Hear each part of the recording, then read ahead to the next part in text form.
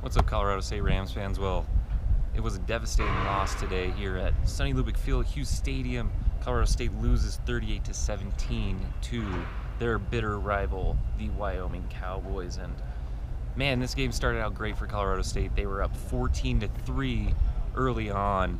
Wyoming came out. They kicked a 36-yard field goal to take the 3-0 lead, and then Colorado State came back to take that lead 7-3 and then to 14-3, and it looked like they were scoring easily. Dietrich Clark, he takes that run around the left, and he just took off with speed. He got into the end zone and scored. He made sure to do anything and everything in his power to score on that play, and did well to do so.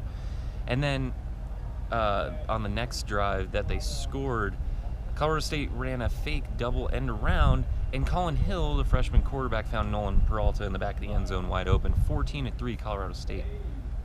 After that, things went from great to bad to worse to absolutely devastating, as Coach Mike Bobo said. 21 straight points to end the first half for Wyoming. What they did is they asserted the run game with Brian Hill, Hill was held to 6 yards rushing in the first quarter. That was great for Colorado State's defense. That's exactly what they wanted to do with this running back, who he looks like he has next level NFL talent, Brian Hill. Then in the second quarter, when Hill really started taking off, he ran for 15 yards. Then on the next play, he ran for 16 yards, and then he finally busted a 30-yarder down to near the goal line. 70 yards in that drive, and then Sean Wick ended up capitalizing with a touchdown there. And at that point, not only had Wyoming taken and stolen the momentum from Colorado State, also Hill took the career yards mark for Wyoming all-time. Number one all-time is Brian Hill now. In this devastating loss for Colorado State in their final border war game here at sunny Lubick Field at Hughes Stadium. As the game went forward for Colorado State, they still held on to the lead 14-10 until Marvin Kinsey fumbled.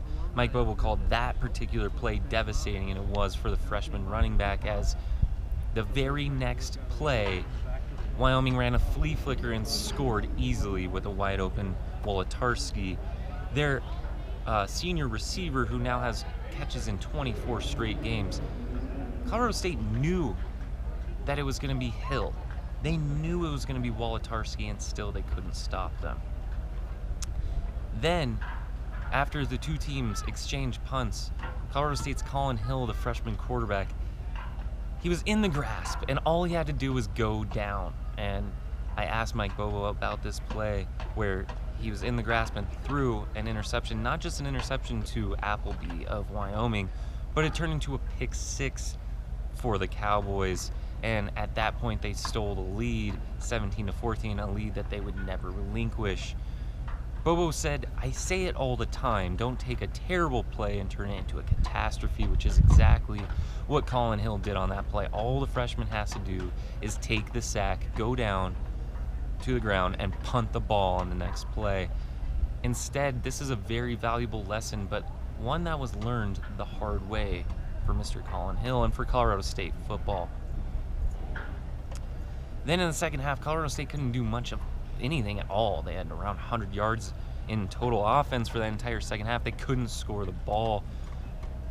They also couldn't stop Wyoming from running the ball. They just ran it. I think they ran it some 8 or 9 straight times until Colorado State finally did force a turnover on downs when Wyoming went for it on 4th and 1 within Colorado State's territory. It was actually within field goal range, but they still went for it, as to say, hey, if you can't stop us, we're just going to keep running it and keep running it. At the end of the day, Wyoming won 38-17 and wasn't even close. It really wasn't even as close as that score. Wyoming completely just dominated this game from front to back, from beginning to finish, besides Colorado State's nice hot start when they went up 14-3 early. Brian Hill, as we knew was going to be a star in this game, finished with 166 yards and a touchdown, and again is now Wyoming's career rushing yards leader. For Colorado State, the defense, where was it? Where was the effort? Where was the want to? Where was the assignment? And where was the tackling? Colorado State's defense was terrible, horrible, horrendous in this game. They've been terrible a lot this season. And for the Rams, when they lost in that Rocky Mountain letdown to Colorado in the first game of the season, they bounced back and beat UTSA.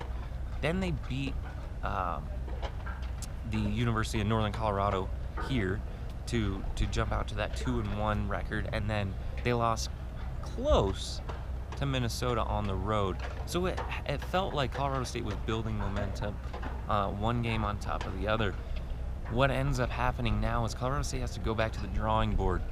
They had a sellout crowd, 33,500. That's 1,000 more than what actually can sit in this place. The students were full in the student section here until they left, halfway through the game, or halfway through the third quarter at least, which is a sad showing, like always when they leave. But it was great to see them here. There were people standing.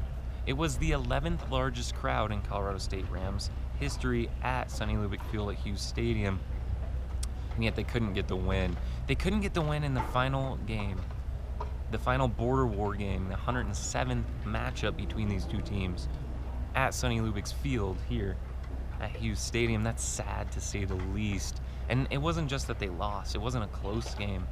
They were devastated. They were blown out. They were routed. The Rams were routed by their rivals, the Wyoming Cowboys. And this is just, it's a back to the drawing board type loss. Now they have Utah State next week. Last I saw, they were losing in their game this week. Utah State again at 8 p.m. How many fans show up? Half of what showed up today, 20,000 maybe. We'll have to see, because Colorado State didn't warrant any fan attendance for the next week's game, or any for the rest of the season, really, the way that they played. They have to be prepared better. They have to practice better, and they definitely have to tackle better on defense. As Mike Bobo said at the end of this game, they were whipped in all three areas. Even punter Hayden Hunt booted a shank, a 14-yard punt, which set Wyoming up with a short 37-yard field, and Josh Allen ended up running that final score in of the day, 18 yards, for that game-deciding ending score, 38-17. So for Colorado State, it's back to the drawing board. This is not the way that they wanted to go into this Saturday, or to end this Saturday. And now it's Sunday morning here, very late here at Hughes. And we're going to have to see what they're going to come up with next week, as they're scratching their heads. They're searching for talent. They're searching for ways to score. They're searching for ways to tackle. Nothing went right tonight for Colorado State, save those 2 early touchdowns. And they're going to have to do a lot of soul searching after this loss. Well, that's it for me, Colorado State Rams fans. Thanks for tuning in. For 5280 Sports Network, I'm Rich Kurtzman.